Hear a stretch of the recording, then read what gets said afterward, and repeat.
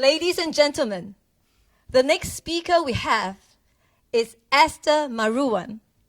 She is an executive coach, and she loves to co-create solutions that transforms organizations and teams, for her passion is to bring out the best of the people. She's going to share with us this speech. You can think about it.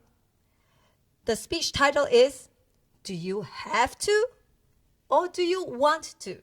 Let's welcome Esther.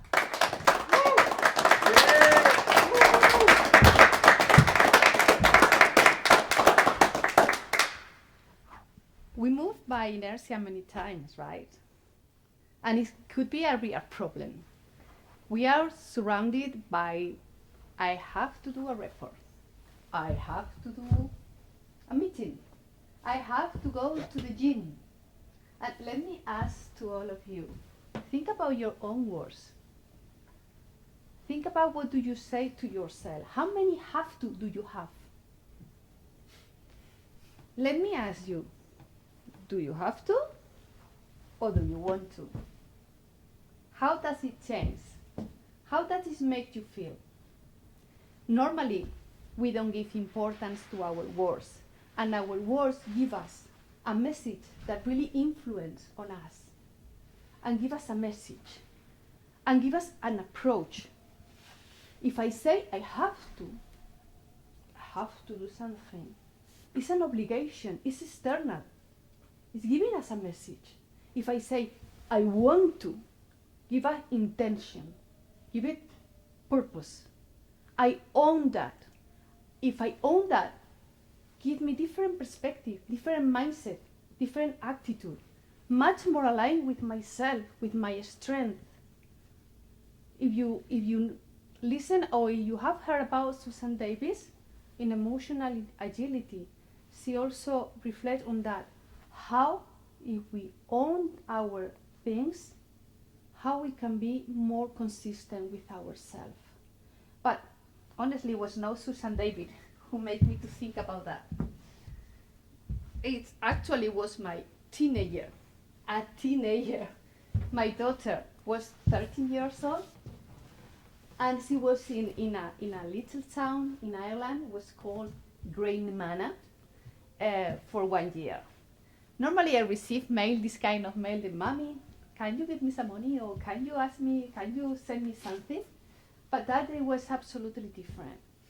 I opened the mail expecting something like that, and the first sentence was, Mommy, are you alive or are you living? It really hit me hard. She was studying something like in a book, little book of emotional intelligence, never mind. I was like and I asked myself, was I truly living, or I was just on the motion of the life, living like a dead person? And it was like that, honestly. It's so easy to fall into the trap, to live like a dead person.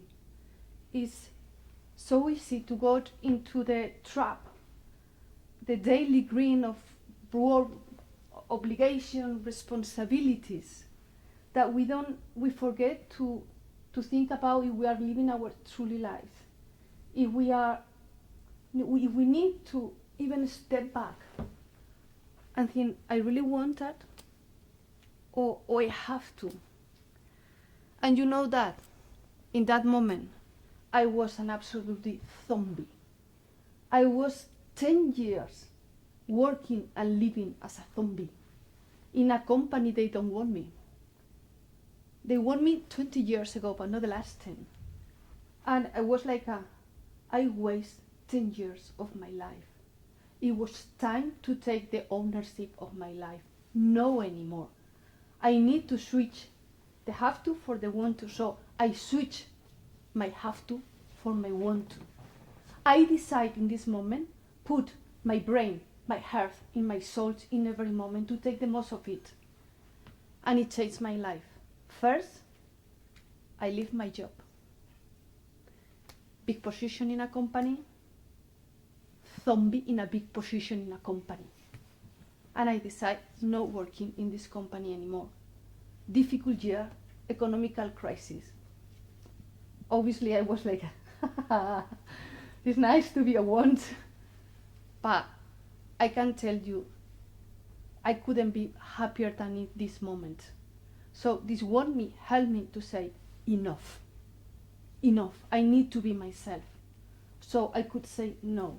And also help me in a different moment to say yes. When you want something, you own something, and you go with everything. I got divorced before the pandemic times.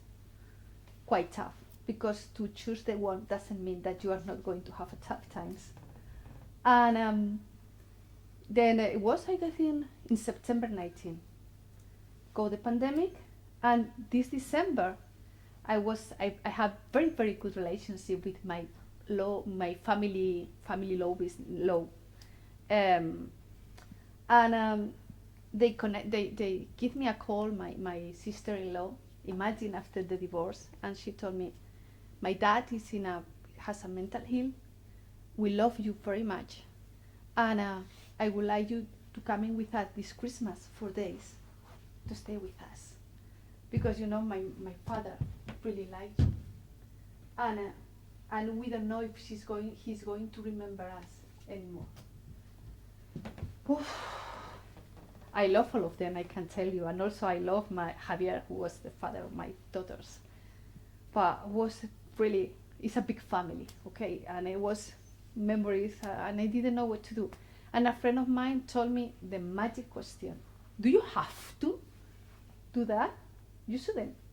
And I said, well, I want to do that, and I want to go with all my body, with my soul, with my heart, to be part of them. Has been the best Christmas ever. The best Christmas ever. So let me ask you, to all of you, do you have to, or do you want to? Thank you.